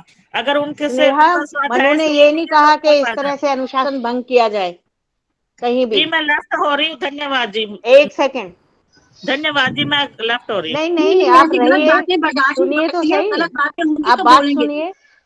जो सुनने बैठे सुनने के लिए जो है, उन्होंने पहली बार विचार लेने के लिए आया, ना कि नकारात्मक। धन्यवाद सभी को, नमस्ते। जी से बिल्कुल। मैं जरा 1 मिनट सबसे निवेदन करता हूं कि सब लोग कृपया शांत रहें। ये बहुत अनावश्यक विवाद बढ़ता जा रहा है, और सबसे मेरा निवेदन है कि आप 2 मिनट मुझे शांति के साथ सुने। मैं प्रद्युम्न शर्मा बोल रहा हूं।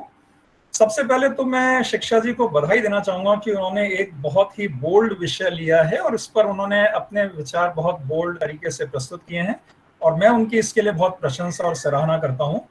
और सभी श्रोताओं से मेरा निवेदन है कि पहली बात तो हम वक्ता के प्रति एक सम्मान प्रकट करें।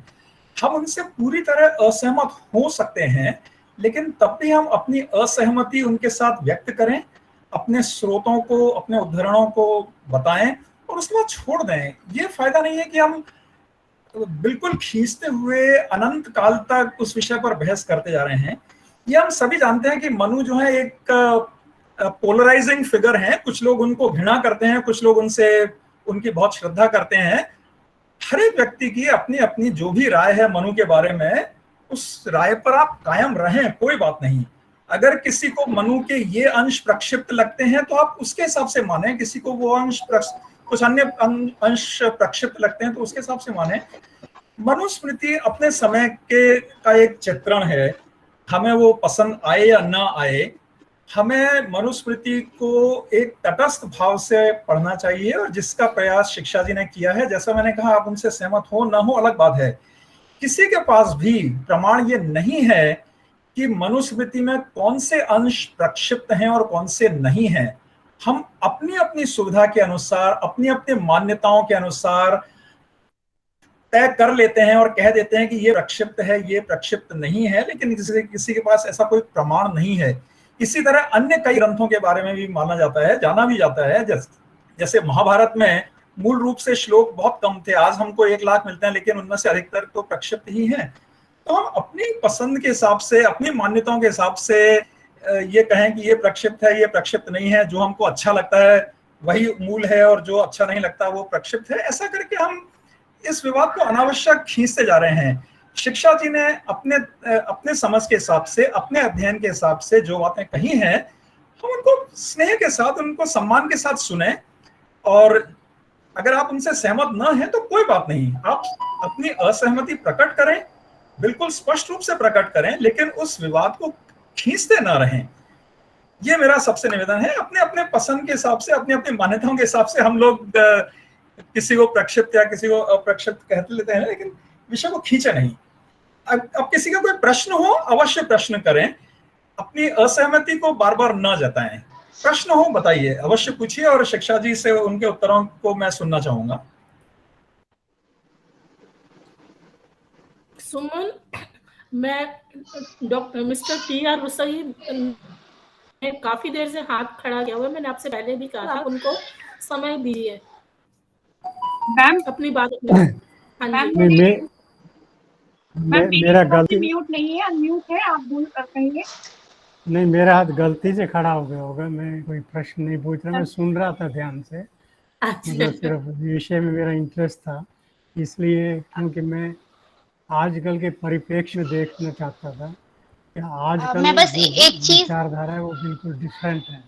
मतलब ये सारे विश्व में ये विषय काफी चर्चा का विषय है कि स्त्रियों को समानाधिकार मिल रहा है कि नहीं मिल रहा है।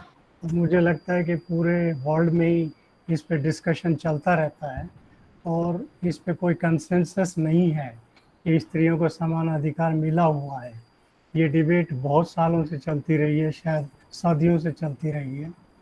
तो मैं ये देखने की कोशिश कर रहा था कि मनु ने कुछ लिखा होगा या हमारे पुराने ऋषियों ने कुछ लिखा होगा, लेकिन आजकल के संदर्भ में जो आज की दुनिया है, मतलब जिसमें स्त्री और पुरुष को बराबर अधिकार मिलना चाहिए, थ्योरी में सारी दुनिया में ये बात चलती है, लेकिन प्रैक्टिस में ये बात नहीं हो पा रही है कि स्त्रियों को वही अधिकार मिले जो पुरुषों का अधिकार है। आज भी दुनिया में यही ज़्यादा माना जाता है कि ये दुनिया पुरुषों से चलती है, स्त्रियों से नहीं चलती है। इसी वजह से आप देख रहे होंगे कि जब स्त्रियां कहीं एक्सेल करती हैं, चाहे वो स्पोर्ट्स के फील्ड में हो, चाहे सर्विस के फील्ड में हो, चाहे एजुकेशन के फील्ड में हो, तो सारे न्यूज़पेपर्स उसकी हेडलाइंस देते हैं। वो हेडलाइंस इसलिए देते हैं कि अभी भी कहीं ना कहीं ये बिलीफ है कि स्त्रियों को पूरा समान अधिकार नहीं मिल रहा है। तो मेरा इंटरेस्ट इसमें था कि जो पुराने लोग लिख के गए हैं, हमें ज़्यादा ध्यान शायद उस पर देना चाहिए जो स्त्रियों के पक्ष में लिख के गए हैं, क्योंकि जो विरोध में लिख के गए हैं वो तो हम आजकल मानने को तैयार नहीं है कि स्त्रियों को समान अधिकार मिलना चाहिए।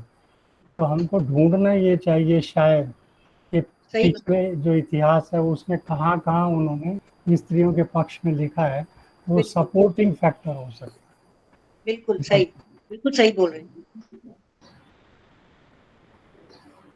धन्यवाद, मैं इतना ही करना चाहता हूँ। यहाँ पर मेरे गुरुजन जुड़े हुए हैं, रुस्तगी मैम, मीना मैम। मेरा आपसे निवेदन है कि कृपया इस विषय में मैं आपके विचार एक बार सुनना चाहूंगी।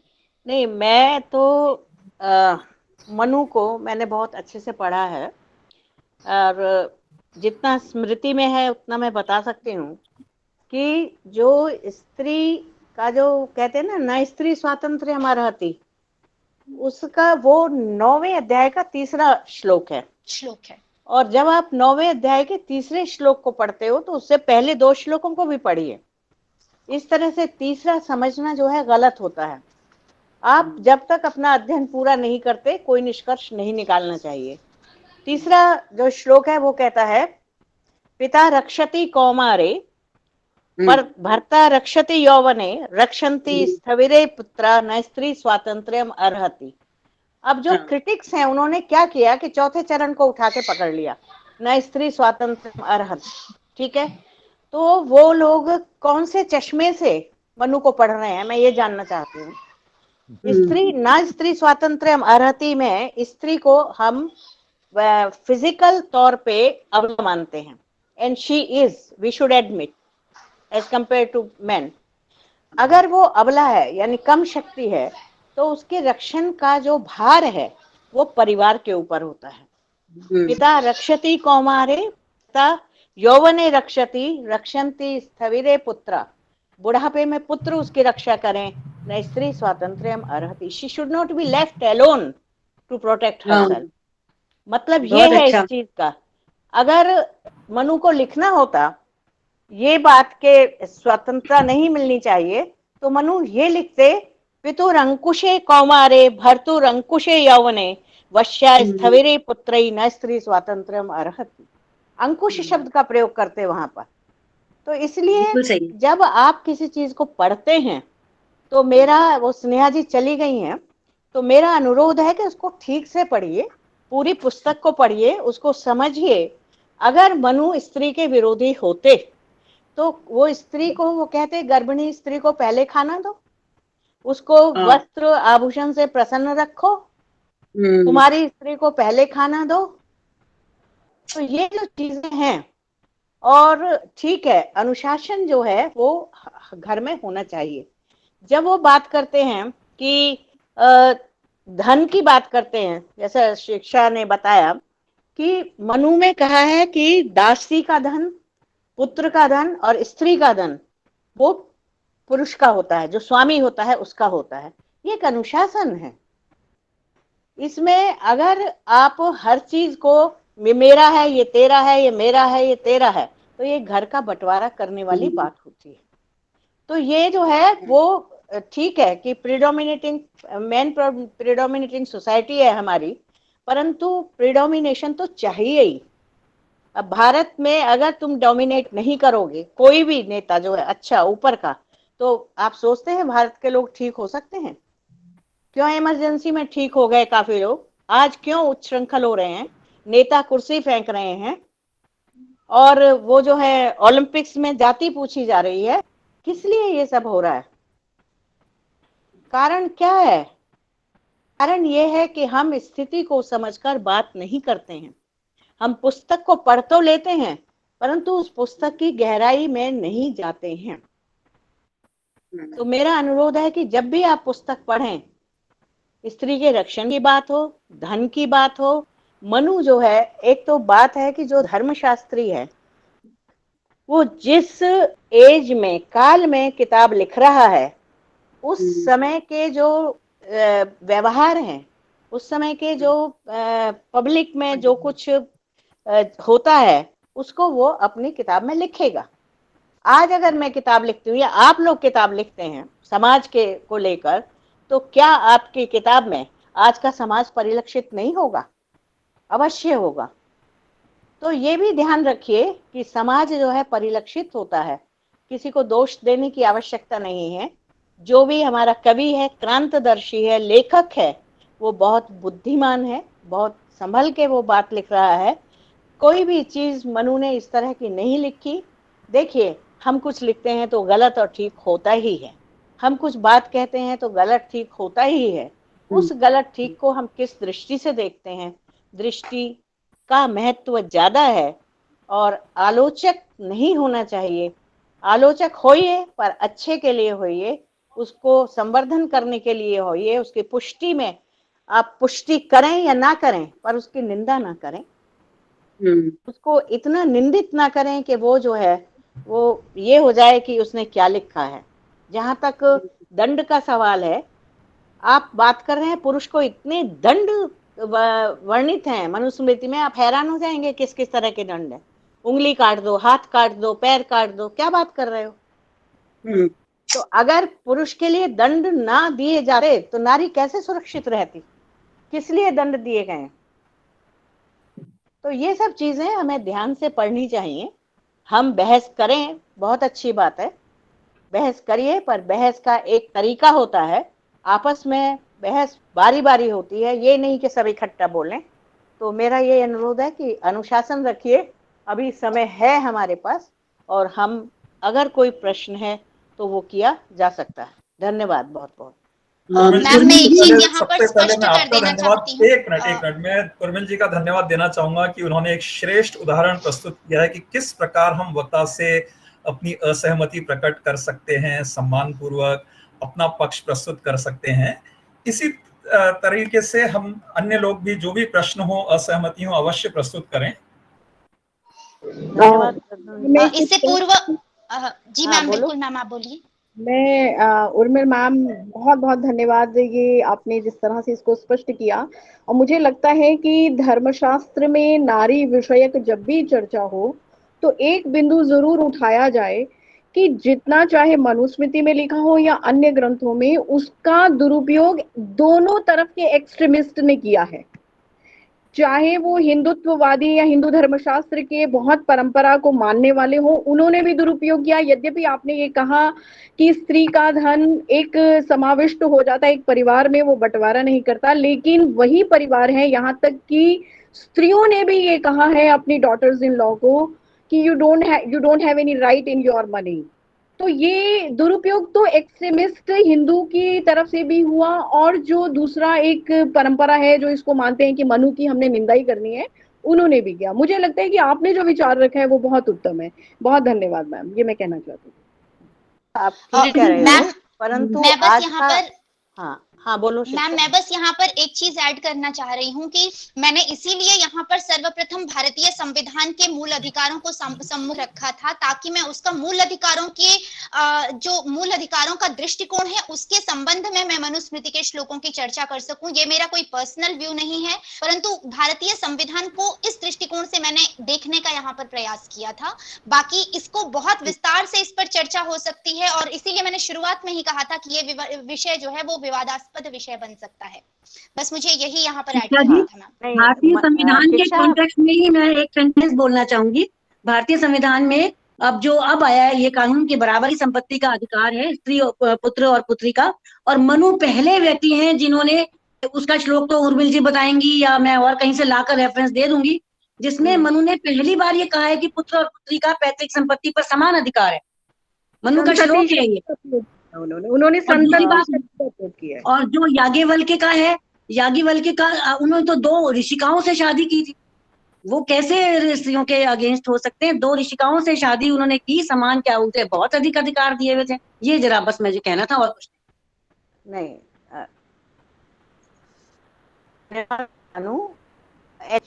वास्तव में बात क्या है कि जो बहु विवाह की प्रथा रही है, और बहु विवाह को मनु ने भी बहुत दिखाया है, और तब वो जो झंझट था प्रॉपर्टी बांटने का, उसको काफी अच्छी तरह सुलझाने का भी प्रयत्न किया है। पुस्तक में उन्होंने क्या दिया है, समाज में क्या होता रहा है, हम इस पे भी तो बात नहीं कर सकते। जरूरी नहीं है कि जो समाज में हो रहा हो मनु ने ईमानदारी से पुस्तक में दिया हो सकता है कुछ छुपा के रखा हो।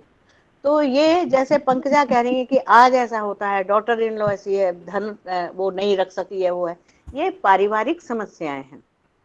ये नियम भंग करने की एक प्रवृत्ति है हम भारतीयों की, कि जो नियम बनाया जाए उसको अगर हम भंग नहीं करेंगे तो हम ग्रेट नहीं है। तथाकथित बुद्धिजीवी लोग जो हैं, तथाकथित शब्द मेरा, बुद्धिजीवी लोगों का तो काम ही ये है कि वो नियम भंग करते हैं, करवाते हैं। तो हम नियमों में बंधना चाहते हैं या नहीं, पहली बात। अगर बंधना चाहते हैं तो नियमों को हमें सम्मान करना चाहिए। नियम, मनु के नियम आज लागू नहीं होंगे, आज हमारे संविधान के लागू होंगे, और हम मनु को आज की दृष्टि से पढ़ते हैं। मनु को हम उस समय की दृष्टि से पढ़ें, 2200 साल पहले की दृष्टि से पढ़ें, तो हम समझ पाएंगे कि मनु ने क्यों ऐसा लिखा है, और उसका लिखा जो है वो आज भी क्यों हम मानते हैं। I respect Manu definitely. हालांकि ठीक है, दलित लोग चिपते हैं, कल वर्ण व्यवस्था पर है मेरा, वहां मैं बताऊंगी कि क्या है वर्ण व्यवस्था में, किस तरह से मनु को वो किया गया है। तो ये जो है, ये मनु का दोष नहीं है, ये हमारी सोच का दोष है कि हम किसी भी बात को किस तरह से लेते हैं। धन्यवाद।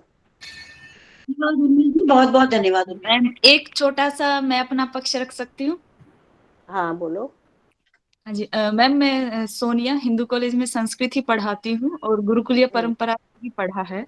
तो जैसे अभी चर्चा हुई, शिक्षा जी ने पक्ष रखा, मैं थोड़ा सा सहमत और असहमत ये कि हमारे शास्त्र ही कहते हैं कि यान्यस्माकं सुचरितानि तानि सेवितव्यानि वो इतराणि। तो शोध करे, जो विषय डिस्प्यूटेड हैं पहले ही, उन पर दोनों ही पक्ष हम रखें। और जैसे प्रद्युम्न सर कह रहे थे कि प्रक्षिप्त हैं, तो क्या उनको उसके अनुसार वो प्रक्षिप्त होगा, दूसरे के अनुसार वो प्रक्षिप्त होगा, तो ऐसा नहीं।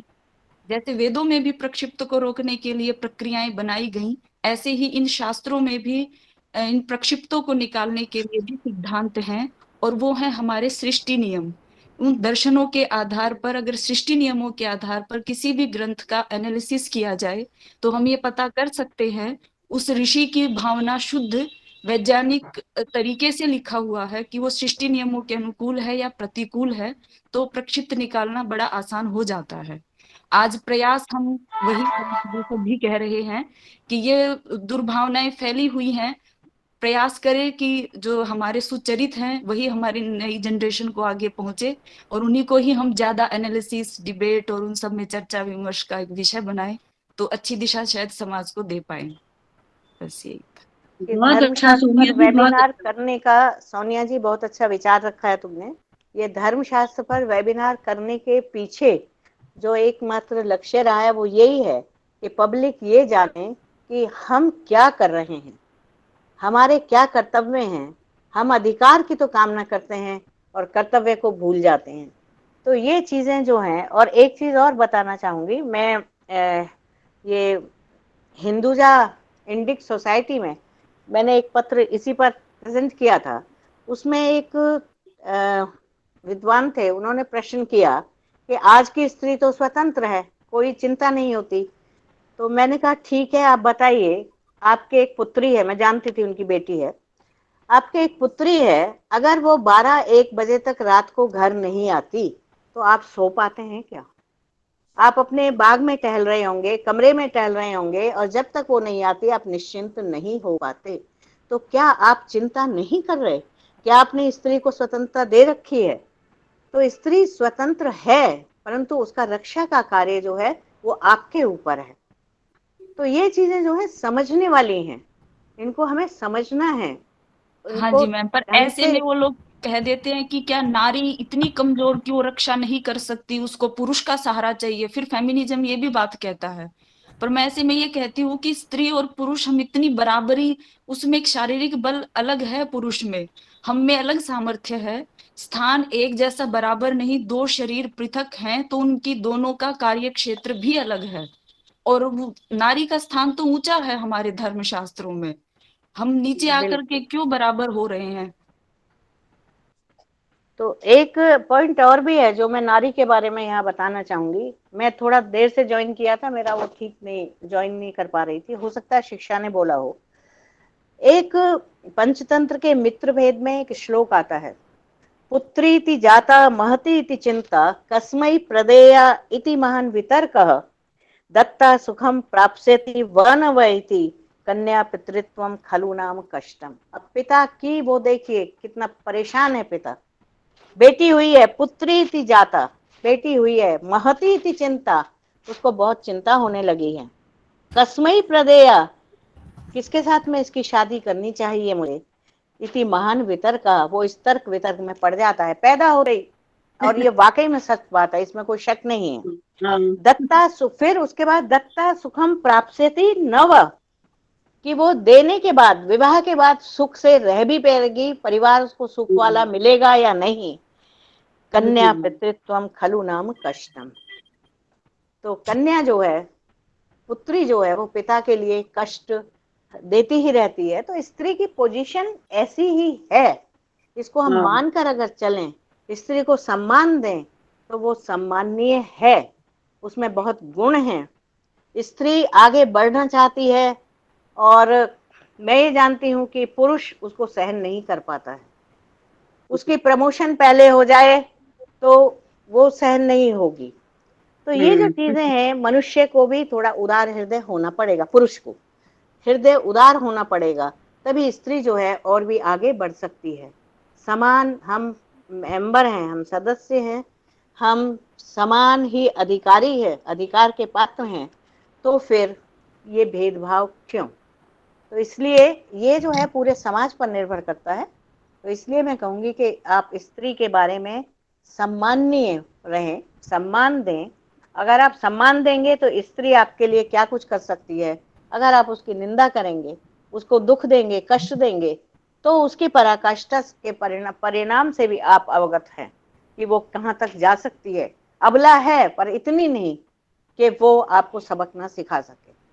तो मैं चाहती हूँ कि इसको अगर कोई प्रश्न है तो करें, नहीं तो मैं ही धन्यवाद ज्ञापन करना है मुझे, मैं इसको करती हूँ। समय हो रहा है। कोई प्रश्न है?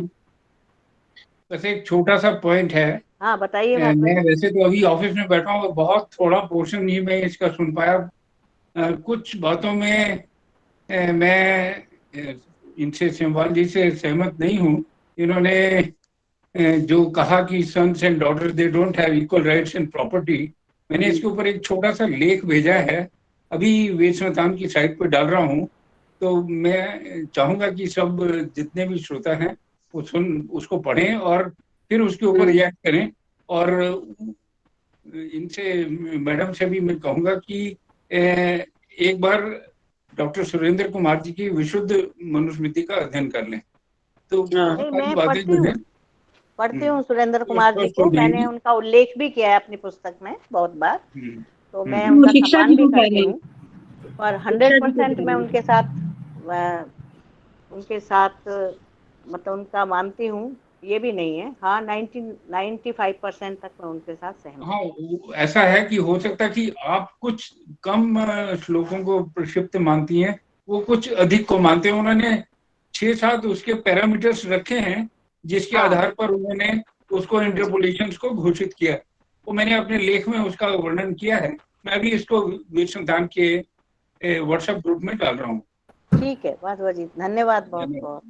तो अब समाप्त करते हुए समाप्ति की ओर जा रहा है। कहना चाहती हूँ रुस्तगी में। हाँ मीना बोलो। मुझे मालूम है समय हो चुका है, लेकिन थोड़ा सा मैं कहना चाहती हूँ। पहली बात तो ये है कि मैं हमेशा जिस बात पे मैंने कल भी कहा था कि संस्कृत के साथ, शास्त्रों के साथ ये समस्या है कि हम अभिधा मूलक अर्थ लेकर चलते हैं, उसमें जो भाव निहित है, जो गुणार्थ निहित है, उसको नहीं लेते। जैसे वो वाला श्लोक है कि वैवाहिको विधि स्त्री नाम, इसका कल भी मैंने उल्लेख किया था कि सांकेतिक है, लाक्षणिक है। उसमें यह बताया कि विवाह के अनंतर किस प्रकार स्त्री के जीवन में परिवर्तन, किसी कन्या के जीवन में परिवर्तन आता है, विवाह पूर्व उसका कैसा होता है, विवाह के पश्चात कैसा होता है। इसका अभिप्राय ये नहीं है कि उसे शिक्षा से वंचित किया गया है। दूसरी बात यह है कि जो कहा एक जगह पे जैसे स्वभावेश नारी नाम नरा नाम ही दूषणम श्लोक को बोला जाता है, तो वहां स्वभाव जो है प्राकृतिक गुण का वाचक है कि ये है गुण स्त्री में। दूषणम दूष्यति नहीं है, वहां दूषणम शब्द का प्रयोग किया गया है, तो उसमें स्त्री पर दोष नहीं दिया गया। उनमें एक स्वाभाविक गुण पाया जाता है जिससे आकृष्ट होते हैं पुरुष, और इसीलिए ये कहा गया कभी भी विविक्त आसन ना बैठे कोई भी विद्वान व्यक्ति, क्योंकि इंद्रियां बलवान होती है और विद्वान पुरुष को भी अपनी ओर खींच लेती है, यानी उसे पतित कर देती है, वो विवेक अपना भूल जाता है। तो सावधान रहने की शिक्षा किसको दी गई है? पुरुष को। इसी तरह 9वें अध्याय में आता है कि स्त्री की इच्छा के विरुद्ध कोई उसे रोक कर नहीं रख सकता, और स्त्री जैसे पति को प्राप्त करती है, भर्ता को प्राप्त करती है, वो वैसे ही हो जाती है। तो जरूर आवश्यकता है कि जैसे मैम ने कहा कि हम सकारात्मक दृष्टि से पढ़ें और गहराई में जाएं, अभिधा मूलक अर्थ तक सीमित ना रहे। बाकी शिक्षा ने बहुत परिश्रम किया है, इसके लिए बहुत बहुत धन्यवाद। और आलोचनाओं से घबराना नहीं चाहिए, ये हमें सिखाती ही है, हमें सुधार करने का अवसर देती है। बहुत बहुत धन्यवाद मैम। धन्यवाद मीना। और मुझे खुशी है कि यहाँ पर मेरा मूल्यांकन करने के लिए मेरे गुरुजन यहाँ पर जुड़े हुए थे। मेरे लिए इससे बेहतर बात और नहीं हो सकती। मुझे मालूम है व्यस्तता के बावजूद इसने इतना शोध परक पत्र प्रस्तुत किया। हम इनकी बातों से असहमत हो सकते हैं, लेकिन हमारा यही उद्देश्य बनता है या हमारा ये उत्तरदायित्व बनता है कि हम उन्हें सही मार्ग दिखाएं और प्रेरित करें कि वो अब दूसरी दृष्टि से मनु को या किसी अन्य शास्त्रीय ग्रंथ को पढ़ें। धन्यवाद शिक्षा, बहुत अच्छा किया आपने। धन्यवाद मीना। हाँ, मैं अब आदित्य अग्निहोत्री जी, ये अंतिम प्रश्न है, इसके बाद मैं धन्यवाद ज्ञापन करूंगी। धन्यवाद डॉक्टर साहब, बहुत सुंदर बयान। मेरा एक छोटा सा विचार था और एक प्रश्न था। विचार ये था कि जो मैं समझ पाया हूँ कि हमारे देश में हमारे जो धर्मशास्त्र हैं उसमें, वेदों में, सभी जगह पर जिस प्रकार हम आजकल समान अधिकारों की बात कर रहे हैं, ये समान जो चीज़ है ये हमने पाश्चात्य से ली है। हमारे देश में कभी भी समान अधिकारों के ऊपर झगड़ा इस प्रकार नहीं हुआ।